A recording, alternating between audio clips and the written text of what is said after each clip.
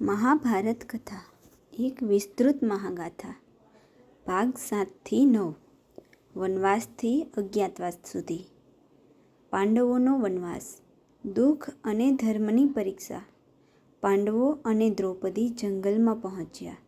રાજાથી ભિક્ષુક બનવાનું દુઃખ હતું, પણ તેઓ ધર્મના માર્ગ પર અડગ રહ્યા. જંગલમાં જીવન સરળ નહોતું.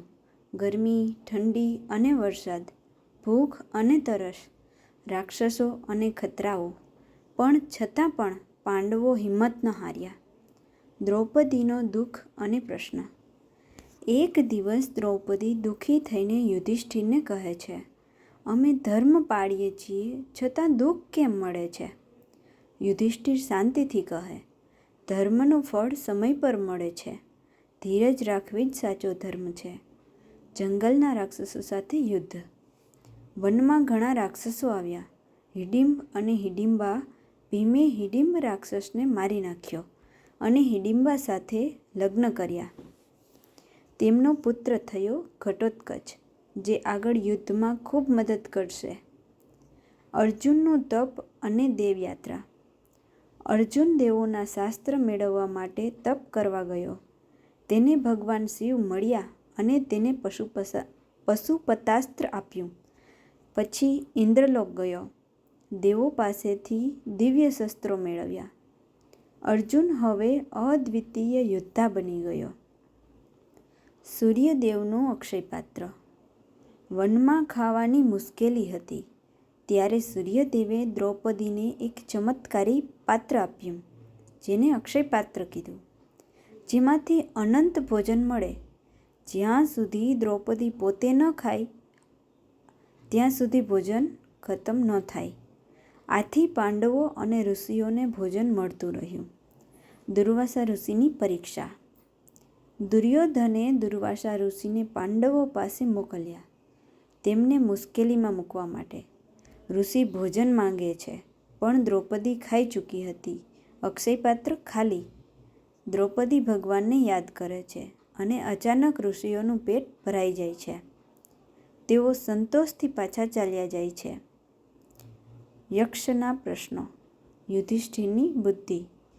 એક દિવસ ભાઈઓને પાણી જોઈએ હતું. એક તળાવ પાસે એક યક્ષ બોલે, મારા પ્રશ્નોના જવાબ આપ્યા વગર પાણી ન પીતા. ભીમ, અર્જુન વગેરે અવગણે છે અને બેહોશ પડી જાય છે. યુધિષ્ઠિર આવે છે અને બધા પ્રશ્નોના સાચા જવાબ આપે છે. ખુશ થઈને યક્ષ ભાઈઓને જીવિત કરે છે. અજ્ઞાતવાસની શરૂઆત. 12 વર્ષ પૂરા થયા પછી હવે 1 વર્ષ ગુપ્ત રીતે રહેવું હતું. પાંડવો વિરાટ રાજાના રાજ્યમાં અલગ અલગ રૂપમાં રહે છે.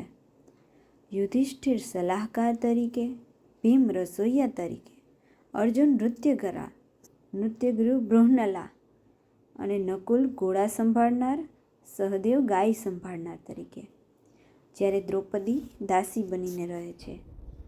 કીચકનો દુષ્કર્મ. કીચક નામનો દુરાચારી દ્રૌપદી પર ખરાબ નજર રાખે છે. દ્રૌપદી ભીમ પાસે મદદ માંગે છે. ભીમ રાત્રે કીચકને ભયંકર રીતે મારી નાખે છે. અજ્ઞાતવાસનો અંત અને યુદ્ધની શરૂઆત. કૌરવોને શંકા થાય છે અને તેઓ વિરાટ પર હુમલો કરે છે.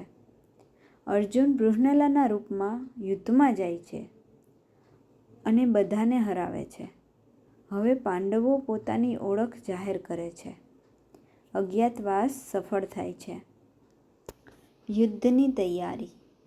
પાંડવો પોતાનું રાજ્ય પાછું માંગે છે, ત્યારે દુર્યોધન કહે કે 100ની અણી જેટલી જમીન પણ નહીં આપું.